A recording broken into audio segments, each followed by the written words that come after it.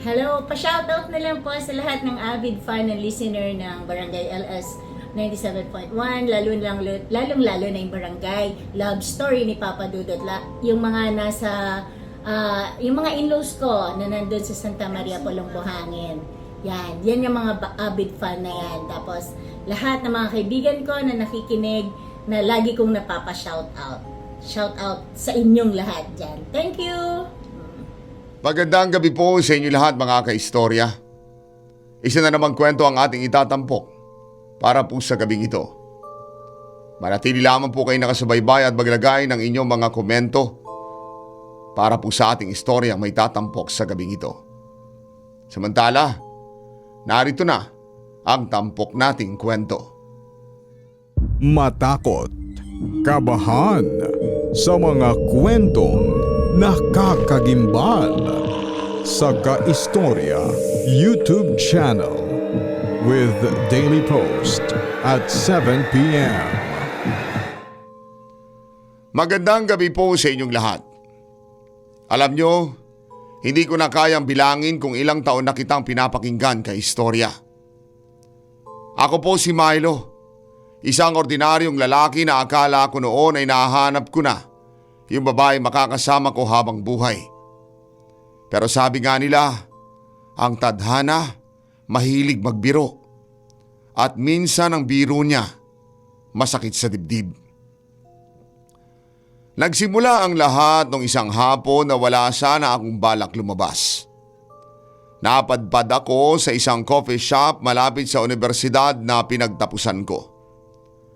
Gusto ko lamang sanang magpalamig at mag-isip-isip tungkol sa trabaho. Pero pagpasok ko pa lamang, parang huminto ang mundo ko. Doon ko unang nakita si Clara. Kaistorya, nakapwesto siya sa isang sulok, malapit sa may bintana kung saan tumatama yung sikat ng araw. Nakasuot siya ng isang puting dress na napakalinis tingnan. Seryoso siyang nagbabasa ng isang makapal na libro, habang paminsan-minsan ay humihigop ng tsaa. Kaistorya, hindi ko maipaliwanag pero napakaaliwalas ng kanyang mukha. Para siyang isang painting na hindi mo pwedeng hindi ligunin. Nawala yung plano ko mag-isip tungkol sa trabaho. Ang tanging nasa isip ko na lamang noon ay kung paano ko siyang makakausap. Siguro mga 30 minuto ako nag-ipon ng lakas ng loob.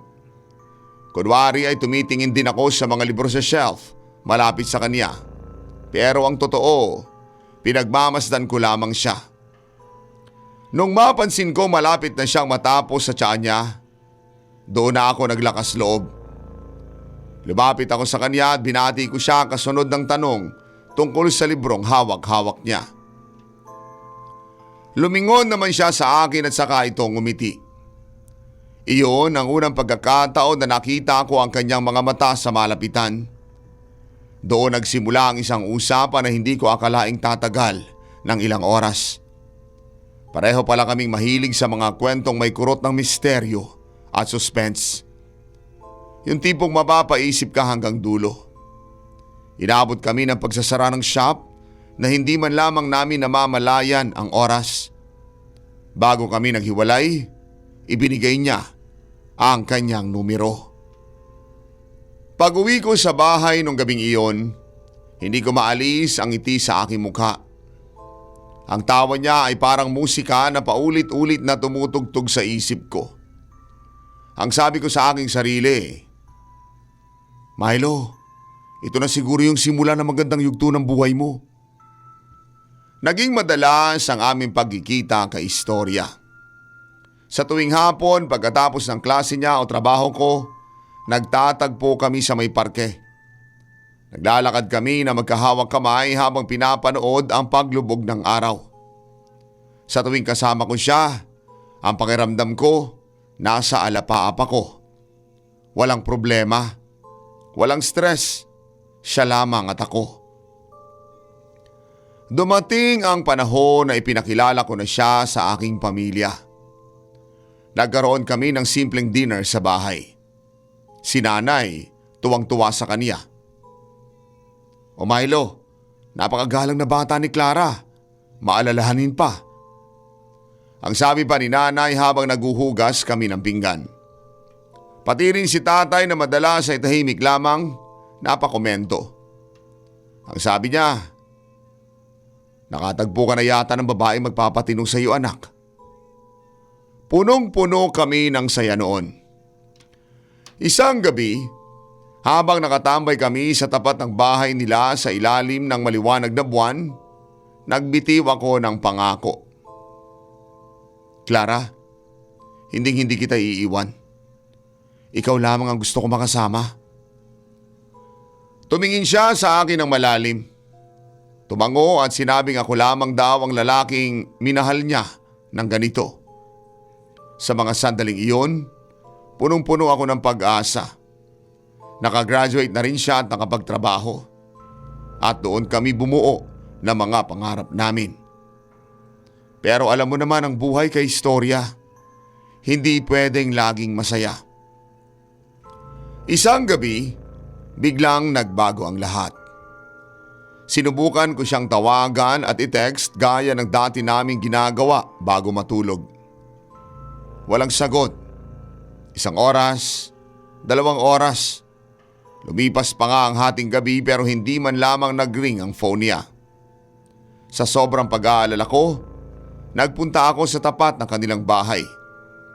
Naghintay ako doon hanggang madaling araw at umaasang makita ko man lamang siyang lumabas o sumilip sa bintana pero bigo ako. Doon ko naramdaman yung unang kurot ng kaba sa aking dibdib. Yung kaba na hindi ko maipaliwanag. Kinabukasan ay nag-message siya. Humingi siya ng tawad. Ang sabi niya ay naging abala lamang daw siya sa trabaho at nakatulog kaagad. Kahit parang may mali ay tinanggap ko ang kanyang rason. Ayaw ko ng away kay istorya. Ayaw ko masira ang kung anumang meron kami. Pero naramdaman ko na simula ng araw na iyon, naging malamig na siya. Yung dating mabilis na reply, naging matumal. Yung dating mahabang usapan, naging oo at hindi na lamang. Habang kumakain kami sa labas isang hapon, napansin kong malayo ang kanyang tingin. Para bang may malalim siyang iniisip na hindi niya masabi sa akin. Tinanong ko siya kung may problema ba, kung may nagawa ba akong mali. Pero lagi niyang sinasabi na, pagod lamang ako, Milo. Ramdam ko na yung pagbabago kay istorya. Yung dating sigla namin parang unti-unting namamatay. Hanggang sa isang araw, habang nag-scroll ako sa social media, may nakita akong hindi ko dapat nakita. May nag-comment sa picture ni Clara mula sa isang lalaking hindi ko kilala. Masyadong matatamis sa mga salita. Mga salitang hindi mo sasabihin sa isang kaibigan lamang. Kumabog na malakas ang puso ko. Sinubukan kong pigilan ang aking sarili. Ang sabi ko, Milo, huwag ka mag-isip ng masama. Baka naman pinsan lang o malapit na kaibigan lamang ni Clara yon. Pero napakahirap kay istorya.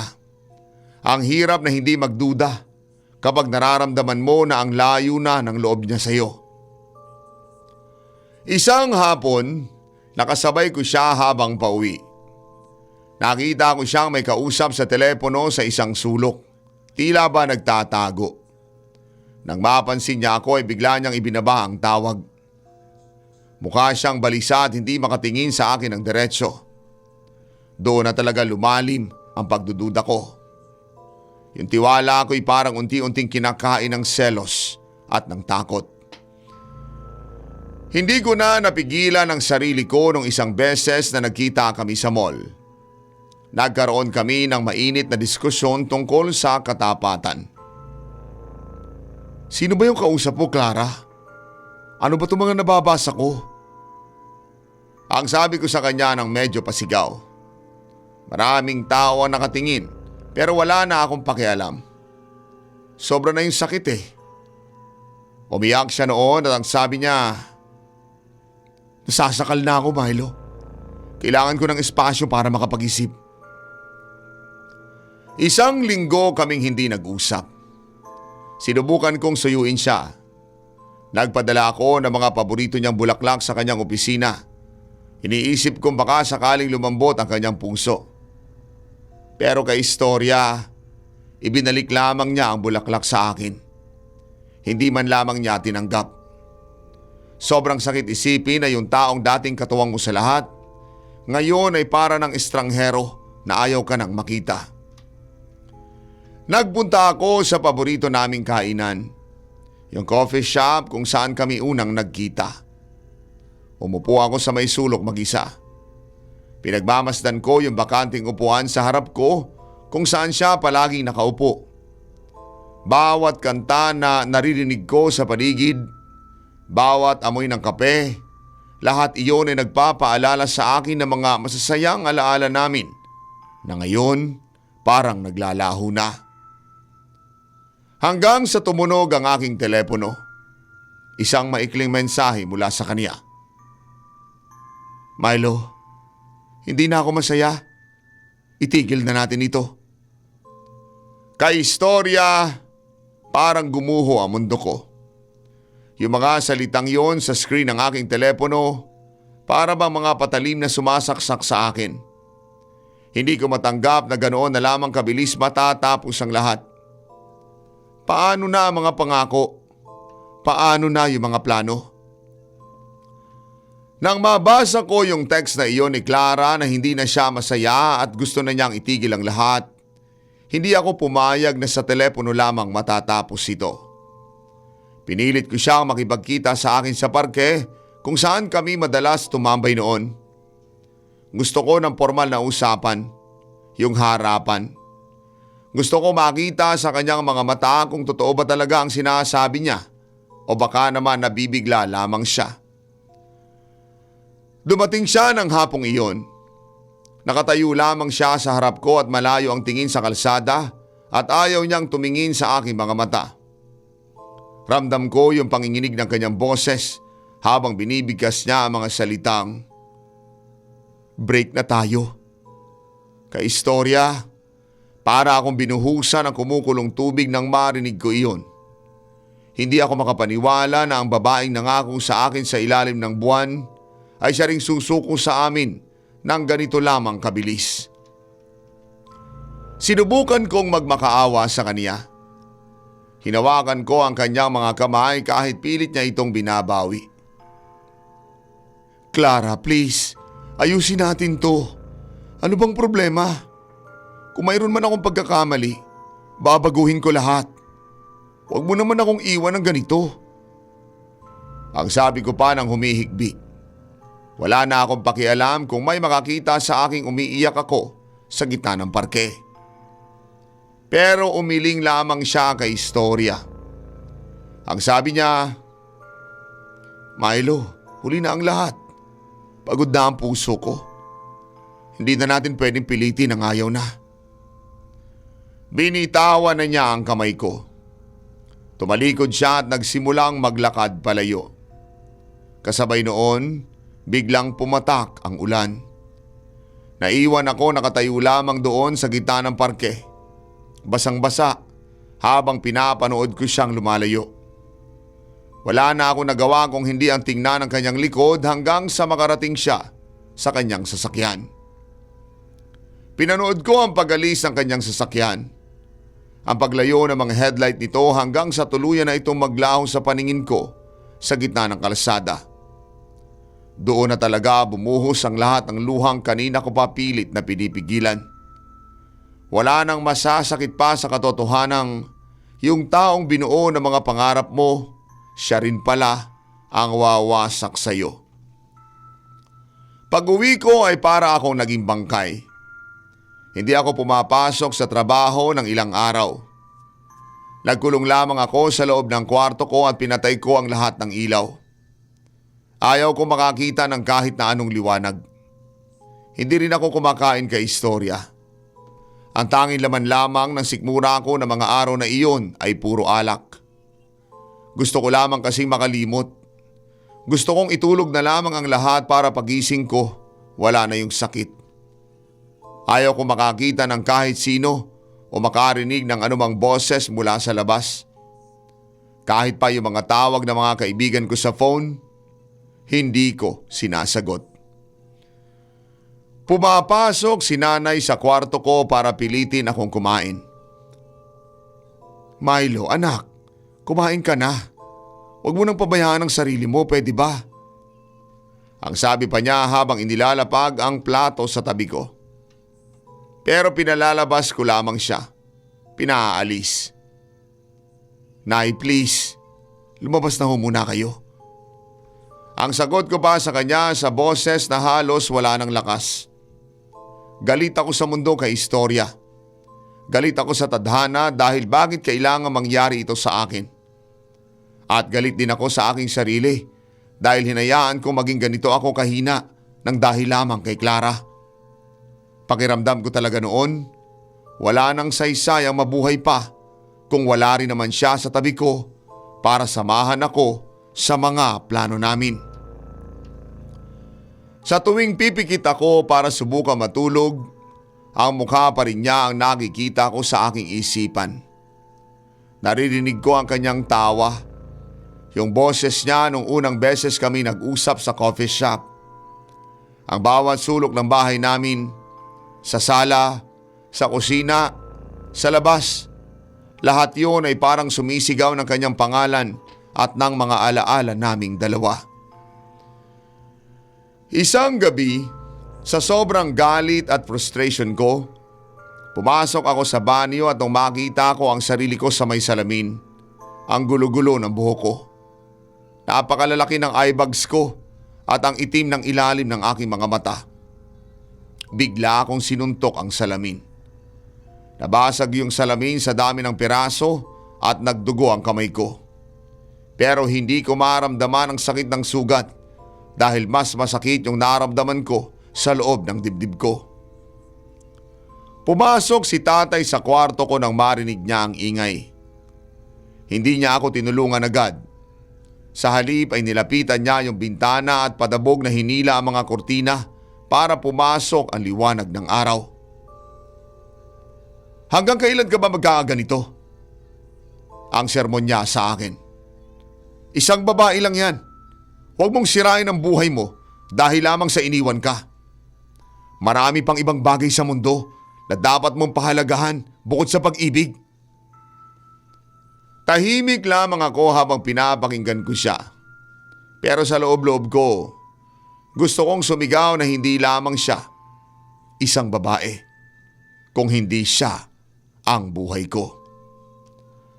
Habang nakaupo ako sa gilid ng kama at nagpapahid ng dugo sa kamay, pumasok ang kapatid kong si Junjun. 7 pa lamang siyang taong gulang noon kay istorya. Kaya naman hindi niya pa talaga naiintindihan ang mga ganitong usaping puso. Lumapit siya sa akin at may iniabot na isang candy na galing sa kanyang bulsa. Kuya, huwag ka na umiyak. Kain ka nito tapos laro na lang tayo sa labas ng Jolen. Ang sabi pa niya habang nakatingin sa akin ng inosente. Kahit papaano sa gitna ng dilim na aking nararamdaman, napagiti ako sa simpleng paraan ng pagpapasaya ng kapatid ko. Naisip ko mula noon, may mga tao pa palang nagmamahal sa akin kahit wala na si Clara. Nang gabing iyon, nagkaroon ng pulong ang buong pamilya sa hapagkainan. Hindi ako kumikibo. Nakatingin lamang ako sa pagkain ko na hindi ko man lamang magawang subuan ng sarili ko. Ipinagmungkahi ni nanay na baka kailangan ko munang lumayo sa Maynila. Anak, Milo, baka kailangan mo munang umalis sa syudad para makalimot ka. Masyadong maraming alaala dito na nagpapahirap sa iyo. Ang sabi pa ni nanay. Naisip nila na ang probinsya ni Lola sa malayo ang pinakamagandang lugar para sa akin. Tahimik na lugar, walang ingay ng sasakyan at malayo sa lahat ng mga bagay na magpapaalala kay Clara. Bagamat wala akong gana, sumang-ayon na rin ako. Nagsimula na ako mag-empake ng mga gamit ko kinabukasan ng walang kabuhay-buhay. Kumuha ako ng isang kahon at doon ko inilagay ang lahat ng mga litrato namin. Yung mga regalo niya sa akin, yung mga letter na ibinigay niya roon. Sinelyuhan ko iyon ng mahigpit para hindi ko na kailangang makitang muli. Ang sabi ko sa aking sarili, panahon na siguro para iwanan ang lahat ng sakit na ito sa likuran ko. Dumating ang araw ng pag-alis ko. Habang naghihintay ako ng bus sa terminal, tinitingnan ko ang paligid ng syudad. Ang mga kalsadang dinadaanan namin noon, ang mga mall na pinupuntahan namin, lahat yon naging saksi sa pag-iibigan naming dalawa. Ramdam ko pa rin yung matinding bigat sa dibdib ko. Para bang may nakadagang bato. Pero alam kong kailangan ko itong gawin para sa aking sarili at para sa aking pamilya. Huminga ako ng malalim at pilit na pinatatag ang loob at sumakay na sa bus patungo sa malayong probinsya. Habang umaandar ang bus, nakasanda lamang ang ulo ko sa bintana. Pinagmamasdan ko ang nagbabagong tanawin. Mula sa matatayog na gusali at mausok na kalsada ng Maynila, unti-unti nang nagiging malalawak na bukirin at naglalakihang mga puno ang nakikita ko. Unti-unti nang lumalayo ang gulo ng syudad at napapalitan ang katahimikan ng kalikasan. Ipinigit ko ang aking mga mata at nanalangin na sana pagdating ko sa probinsya ni Lola, maging maayos na ang lahat. Sana doon mahanap kong muli ang Milo na nawala nung nawala rin si Clara. Pagbaba ko ng bus, sinalubong agad ako ni Lola. Nakita ko siya sa may istasyon. Nakasuot siya ng kupas na duster pero ang lapad ng ngiti niya sa akin. At nung niyakap niya ako na mahigpit, doon ko lamang naramdaman ulit yung init na matagal ko nang hinahanap. Alam mo yung amoy ng probinsya kay istorya? Yung amoy ng sariwang hangin na may halong tuyong damo at lupa. Napakalayo sa amoy ng usok at semento sa Pasig. Parang sa bawat paghinga ko, nababawasan yung bigat na dala ko galing Maynila. Pagdating namin sa bahay ni Lola, hindi niya muna ako tinanong tungkol sa nangyari sa amin ni Clara. Alam niya sigurong hindi pa ako handang magsalita. Agad niya akong pinaghain ng mainit na sabaw ng tinola na may sili at malunggay at yung kanin na bagong ani. Milo, apo, kumain ka ng marami ha. Kailangan mo magpalakas dahil masyado kang namumutla at payat. Ang sabi pa ni Lola habang dinadagdagan ang ulam ko. Tahimik lamang akong kumakain sa maliit niyang hapagkainan habang naririnig namin ang huni ng mga kuliglig sa labas. Walang TV, walang maingay na kapitbahay. Tanging ang kalansing lamang ng mga kutsara at tinidor ang maririnig mo. Inayos ko ang tutulugan ko sa isang maliit na kwarto na gawa sa kawayan at nipa. Binuksan ko yung bintana at pumasok ang napakalamig na simoy ng hangin galing sa kabukiran. Sa unang pagkakataon, matapos sa mahabang panahon na laging puyat at laging umiiyak, nakatulog ako na mahimbing. Walang panaginip, walang bangungot. Maaga akong nagising sa tilaok ng mga manok at sa sikat ng araw na tumatama sa mukha ko. Mula roon sa may siwang ng dingding. Naglakad-lakad ako sa gitna ng bukid. Ang gandang tingnan kay istorya. Yung mga palay ay kulay ginto na at handa na ang anihin. Napakasarap sa pakiramdam na walang ingay ng mga sasakyan o yung busina ng trapikong nakabibingi. Pakiramdam ko, unti-unti nang bumabalik yung dating ako. Pagkalipas ng ilang araw, sumunod na rin pala sina nanay at tatay sa probinsya. At syempre, kasama nila ang maliit kong kapatid na si Junjun. Tuwang-tuwa yung bata. Takbo siya ng takbo sa gitna ng pilapil habang sinusubukang manghuli ng mga tutubi gamit ang kanyang mga kamay. Kitang-kita ang saya sa mga mata ni Junjun habang nilalasap niya ang kalayaan sa labas. Malayo sa masikip naming bahay sa syudad. Isang tanghali, Umupo kami ni Junjun sa ilalim ng isang malaking puno ng mangga para magpahinga. Tirik na tirik ang araw pero dahil sa rami ng dahon ng mangga, presko ang pwesto namin. Pinapanood ko ang mga magsasaka sa malayo na masipag na nagtatrabaho sa kanilang mga sakahan. Napansin ko na ang katahimikan dito ay may kakaibang hatid na kapayapaan sa aking isipan. Parang nakalimutan ko na si Clara, kahit paano, hindi na rin ganoon kasakit. Pero habang nakaupo ako sa gilid ng kalsadang malapit sa bukid, may narinig akong tunog ng makina. Nagtaka ako. Sa lugar na iyon kay istorya, bihira lamang ang dumadaang sasakyan. At kung mayroon man, karaniwan ay tricycle o yung mga lumang jeep lamang. Pero ang narinig ko ay tunog ng isang mamahaling makina.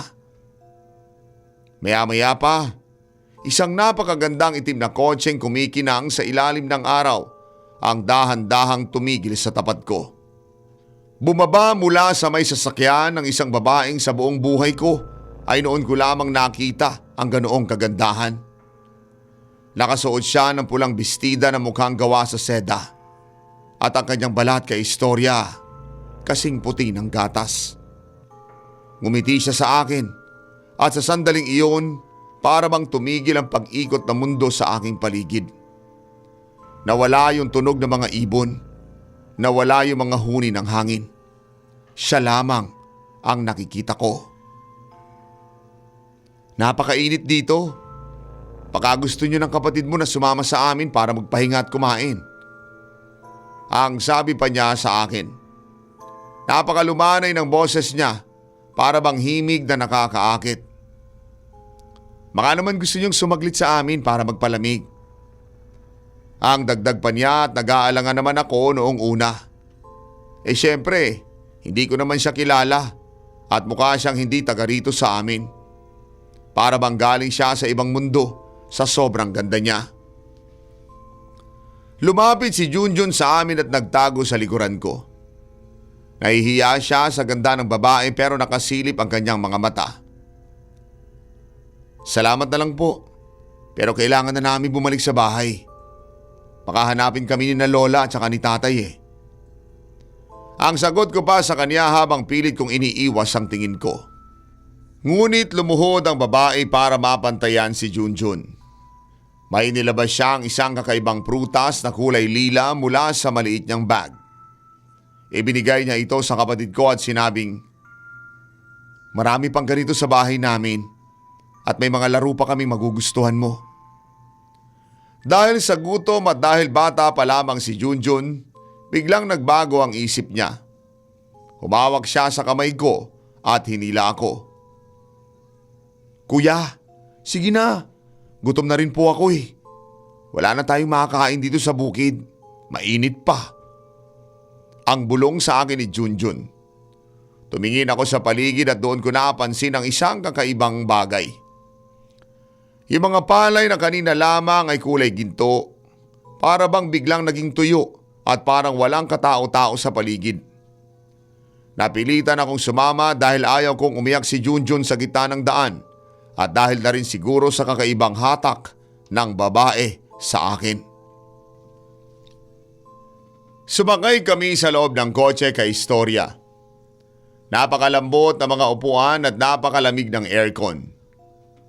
Habang tumatakbo ang sasakyan, napansin ko na hindi pamilyar ang mga daan na aming binabaybay. Ang mga puno sa gilid ng kalsada ay tila nagbabago ang kulay. Nagiging asul at pilak habang lalo kaming pumapasok sa loob ng kagubatan. Hindi ko na matandaan na may ganitong kalsada sa probinsya ni Lola. Walang kibo ang babae habang nagmamaneho. Paminsan-minsan lamang siyang tumitingin sa rearview mirror at ngumingiti sa amin.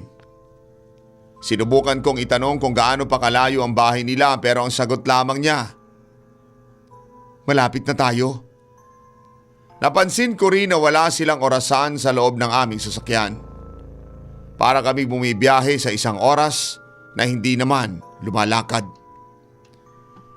Biglang bumukas ang isang malaking gate na gawa sa bakal na kumikinang.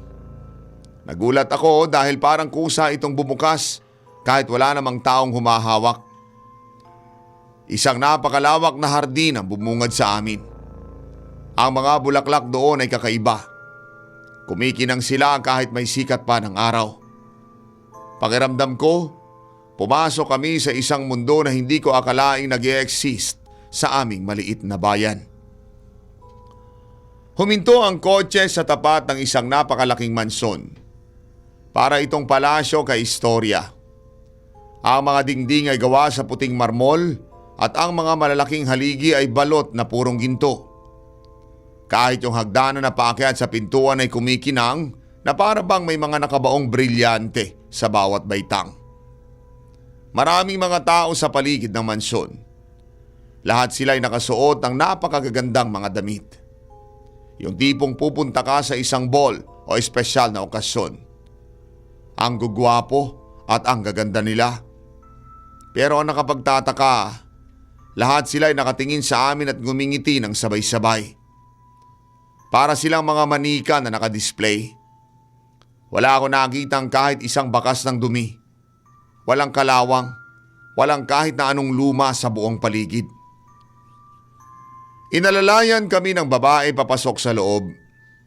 Mas lalong nakakasilaw ang ganda sa loob ng mansyon. Ang mga kisame ay may mga painting na para bang gumagalaw kapag hindi mo tinititigan ng diretsyo. Si Junjun manghang-mangha. Pilit niyang hinahawakan yung mga gintong figurin na nakahanay sa may pasilyo.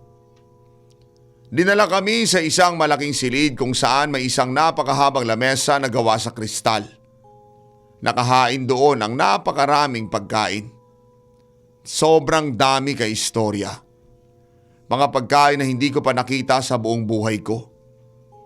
May mga prutas na nagpapalit-palit ng kulay habang pinapanood mo at mga karne na mukhang napakalalambot. Sige na, kumain na kayo. Ang sabi ng babae habang nakatayo siya sa may dulo ng lamesa. Pinapanood lamang niya kaming dalawa. Umupo naman si Junjun at agad kumuha ng isang kulay pulang cake.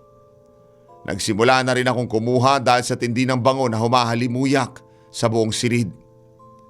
Hindi ko na mapigilan ang gutom ko. Pero habang kumakain kami, napansin ko ang isang bagay na nagpataas ng balahibo ko. Yung mga tao sa gilid ng silid, nakatitig lamang sila sa amin. Hindi sila kumukurap, hindi rin sila nag-uusap. Ang kanilang mga mata ay walang pagkurap na nakikita. At ang kanilang mga ngiti tila ba hindi nagbabago o natatanggal sa kanilang muka. Para bang may mabigat na hangin sa loob ng silid na iyon na hindi ko maipaliwanag. At doon ko na naisip, nasaan ba talaga kaming lugar? Habang nakaupo kami sa napakahabang lamesang kristal, si Junjun ay tila nawili sa dami ng nakahain. Kumuha siya ng isang malaking piraso ng karne at sumubo ng isang kutsarang kanin na kasing puti ng perlas. Pero pagkatapos ng ilang nguya, bigla siyang tumigil. Tumingin siya sa babaeng nagdala sa amin doon. Yung babaeng nakapula na hanggang ngayon, nakatayo lamang sa dulo at pinapanood kami. Wala po ba kayong asin? Ang tanong ni Junjun. Alam mo naman ang mga bata kay istorya, prangka yan. Ang sabi niya ay parang may kulang daw sa lasa ng pagkain kahit gaano ito kaganda tingnan. Sa sandaling mabitawan ni Junjun ang salitang asin, nakita ko ang biglang pagbabago sa mukha ng babae. Yung matatamis niyang ngiti na parang pang-commercial, biglang naglaho. Napalitan ito ng isang seryosong tingin na talaga namang nakakatakot. Pasensya na pero wala eh. Ubusin mo na lang yan. Masarap naman, hindi ba? Ang sagot pa ng babae. Pero ang boses niya kay istorya ay hindi na malumanay. May halo na itong autoridad na para bang nag-uutos na hindi pwedeng suwayin ng kahit sino. Tila napilitan si Junjun na tumango at ipagpatuloy ang pagkain. Pero halatang hindi na siya komportable. Ako naman ay pinagmamasdan ko ang paligid ng lamesa. Napansin ko na wala nga akong makitang kahit na anong pampalasa roon. Kahit paminta, suka, lalong-lalo na ang asin. Nagmadali akong uminom ng tubig para mawala yung bara sa aking lalamunan, pero ang tubig parang walang buhay. Lasang hangin na ewan. Nagsimula na akong kabahan, pati na rin ang puso ko'y kumakalabog. Gusto ko na ring umalis sa lugar na iyon. Pagkatapos kumain, hinila ni Junjun ang laylayan ng damit ko. Kuya, gusto ko na pong umuwi.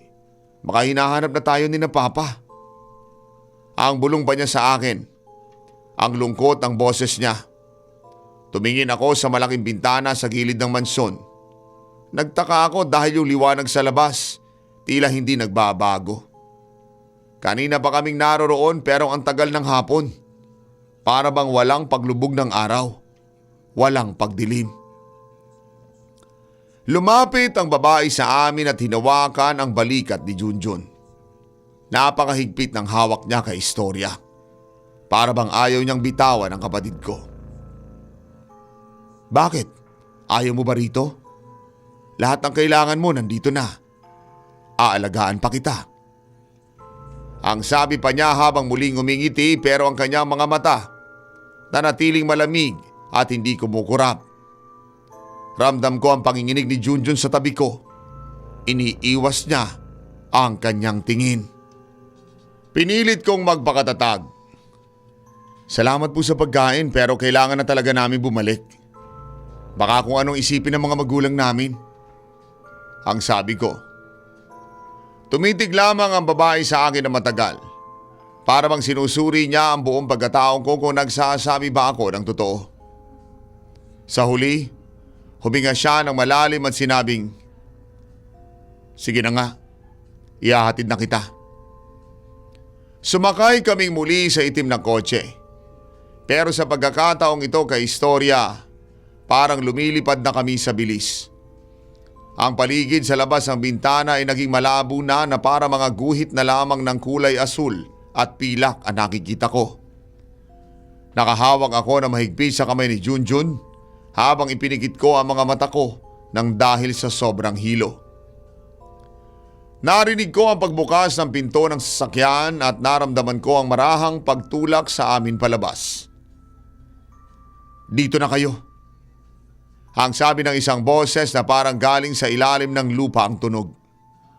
Pagmulat ko, nakatayo na kami sa gilid ng isang tuyong bukid na puno ng matataas na talahib.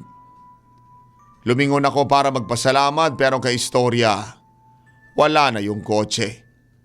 Wala na yung magandang kalsada. Tanging alikabok na lamang ang naiwan sa hangin at ang nakabibinging katahimikan ng gubat. Napansin ko rin ang suot naming damit. Kanina lamang ay maayos pa ito, pero ngayon naging punit-punit na at puno ng putik na para bang ilang araw na kaming hindi nakapagpalit. Sa kabilang dako naman, habang nasa loob kami ng mansyon, ang aming tatay ay halos mabaliw na sa kakahanap sa amin sa buong baryo. Ginalugad na nila ang bawat sulok ng bukid, ang ilog, pati na rin ang mga karatig bayan, pero wala kaming iniwang bakas. Umiiyak si nanay gabi-gabi habang hawak ang paboritong laruan ni Junjun na naiwan namin sa ilalim ng puno ng mangga. Nakarating na ang balita sa buong bayan at ang tungkol sa aming pagkawala pinag-uusapan na. Marami mga volunteers ang tumulong sa paghahanap. Bawat talahiban ay sinuyod nila. Pero kahit isang tsinelas ay walang matagpuan. Gabi-gabi ay walang tulog si tatay. Dala ang isang gasera at tinatawag ang aming mga pangalan sa gitna ng dilim hanggang sa mawala na siya ng boses. Akala ng lahat ay kinuha na kami ng mga masasamang loob o baka nalunod na kami sa may sapa.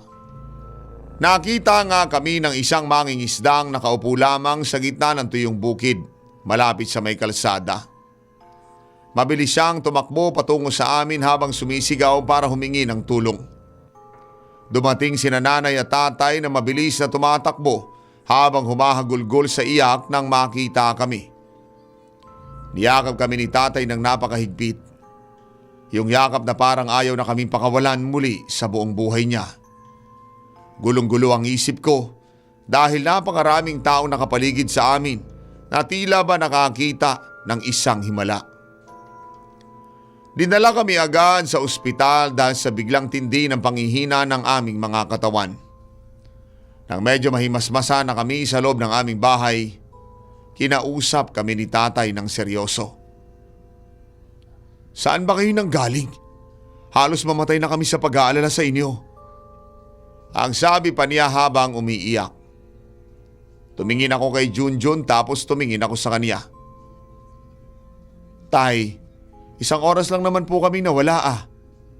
Ang sagot ko pa habang nakatingin sa aming luma at kupas na orasan sa may dingding.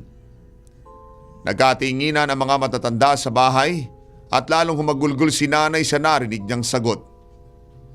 At doon ko nalaman kay istorya. 3 linggo na pala kaming nawawala simula nang huli kaming makita sa ilalim ng puno ng mangga. Hindi ako makapaniwala. Paano ang isang oras sa loob ng mansyong iyon ay naging mga linggo na rito sa may labas. Sinimulan kong ikwento ang tungkol sa magandang babae, sa itim na kotse, sa gintong mansyon at sa mga taong hindi kumukurap. Habang nagsasalita ako ay napansin kong ang mga matatanday nagbubulungan tungkol sa biringan. Ang sabi ni Lola, buti na lamang daw at naghanap si Junjun ng asin. Ang asin daw ang nagsilbing panangga namin kaya kami pinakawalan. Kung hindi kami naghanap ng asin, baka habang buhay na kami naging bahagi ng mga taong hindi kumukurap sa loob ng mansyong iyon. Kahit narito na kami sa bahay kay istorya, nararamdaman ko pa rin ang panlalamig ng aking mga kamay.